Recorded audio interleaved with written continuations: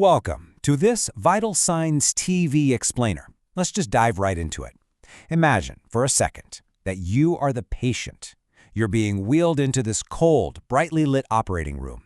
You see the massive overhead surgical lights power on, the sterile blue draping, the gloved hands of the medical team moving around you.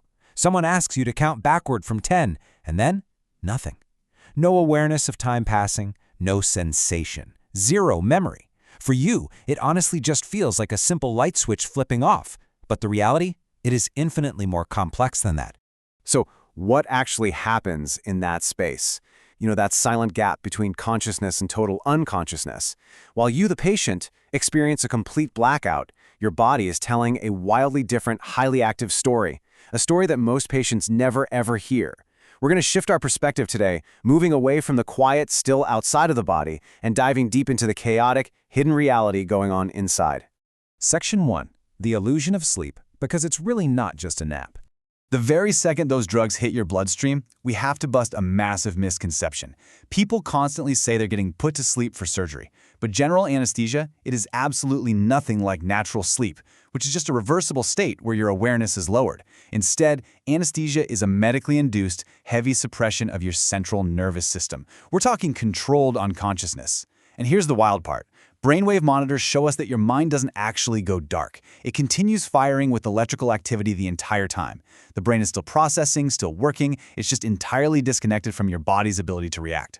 So how do they pull off this profound disconnection? It's a really vital 1-2 punch. Step 1 is the anesthetic agent, and that's what knocks out your consciousness. But that drug doesn't work alone. Step 2 is where it gets intense. They administer a paralytic. This literally paralyzes every single voluntary muscle in your body. And the crucial takeaway here is that this includes the exact muscles you use to breathe. You literally cannot inhale or exhale. That's exactly why a ventilator has to be hooked up to you. The machine breathes for you breath by breath while you are entirely immobilized. You can't move, you can't signal, and you certainly can't speak. Which brings us to Section 2, the risk of awareness, essentially being trapped in the silence. Because here's the unsettling truth. Despite that profound paralysis we just talked about, the invisible protagonist on the table, meaning you, isn't always completely checked out. 1 to 2 in 1,000. That's the approximate incidence rate of a phenomenon called anesthesia awareness. Out of every 1,000 surgeries performed under general anesthesia, 1 or 2 people will actually regain some level of consciousness right in the middle of the procedure. Just let the shock value of that sink in. Because that paralytic drug from step 2 is still fully active, they can't move, they can't force their eyes open, and there is no way to alert the surgical team. And what these patients report is truly terrifying. They describe hearing the clinking of surgical instruments. Some recall listening to incredibly specific conversations happening in the room. And in the absolute worst cases, patients have reported feeling pressure or even pain, all with absolutely zero ability to respond. Now, it's super important to note that modern monitoring tech has massively reduced how often this happens, but it hasn't been eliminated entirely. It definitely remains one of the most feared, heavily debated risks in surgical medicine. Moving to Section 3, the body's stress response, the primal alarms. The exact millisecond the surgeon's scalpel touches your skin, a totally chaotic physiological reaction kicks off. Even if you are deeply, perfectly anesthetized, your body knows it's under attack. Your blood pressure shoots up, your heart rate climbs. You get this massive, surging flood of stress hormones, cortisol and adrenaline, dumping into your bloodstream. This is your ancient primal alarm system, screaming in response to tissue trauma. The conscious mind might be totally offline, but your physical body is literally fighting a war.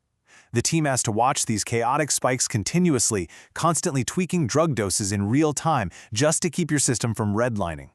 And get this, while your heart rate and blood pressure are spiking, your temperature is absolutely plummeting. Operating rooms are kept deliberately cold, usually somewhere between 18 and 22 degrees Celsius, mostly to keep bacteria from growing on exposed surfaces.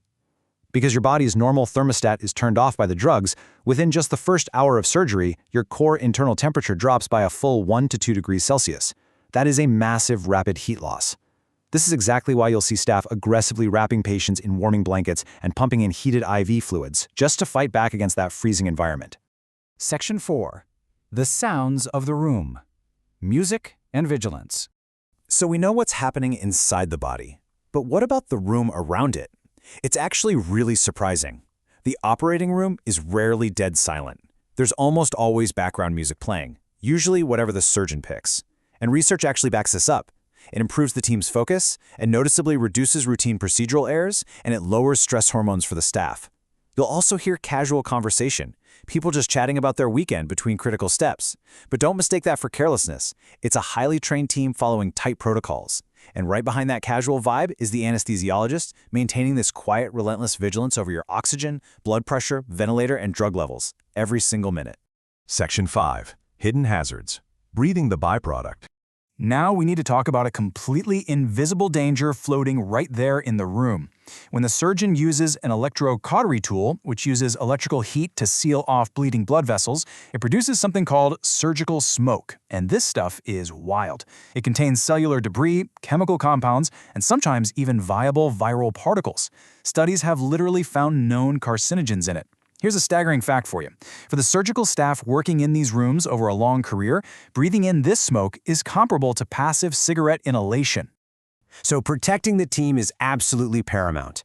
Specialized high-filtration masks and heavy-duty smoke evacuation systems aren't just optional anymore. They are becoming increasingly urgent global safety standards. The staff has to actively navigate this highly hazardous, totally unseen environment just to protect themselves, all while they are working to save your unconscious body. All right, Section 6. The chaos of waking up, also known as the emergence. Let's fast forward to the end of the procedure. The drugs get pulled back. But coming back to consciousness isn't always this peaceful, movie-like drift back to reality. It can be incredibly turbulent, which brings us to a state called emergence delirium. This hits a meaningful number of patients, especially kids and the elderly. Imagine waking up completely agitated, combative, or just deeply terrified, with absolutely zero understanding of where you are or what just happened. People wake up crying. Some literally fight the medical staff, trying to rip off their oxygen masks. It's this profound disorientation that, thankfully, almost always resets within minutes, leaving the patient with no memory of the chaos. But then you have the true outliers. Some patients report these incredibly vivid, dreamlike states. Others describe a deeply unsettling sensation of actually floating outside their own bodies, observing the whole room. These out-of-body experiences are documented by doctors, they're heavily debated, and honestly, they're still not fully understood. It just adds this profound layer of mystery to the incredibly complex process of a human brain trying to boot back online. Section 7. The controlled negotiation. Waking to a new reality. Let's just take a step back and reflect on the big picture. For you, the patient, hours pass in a single, instantaneous blink. You close your eyes in one moment, you open them in the next. But as we've seen today, right in between those two moments, an entire team of professionals has been managing your body's incredible fragility and some serious physiological chaos. Surgery isn't just a mechanical procedure. It is a deeply controlled negotiation between modern medicine and the human body. It's a process that counters every primal alarm and hidden risk with quiet, calculated precision. Which leaves us with a pretty profound final thought to ponder. How delicate is the human body, really? And how much quiet precision does it actually take to keep it alive while it's suspended in the dark? The next time someone tells you surgery is just taking a nap, you'll know about the invisible battles, the unseen hazards, and the phenomenal science holding the whole thing together. Thanks so much for joining me for this Vital Signs TV explainer, and definitely keep asking the big questions.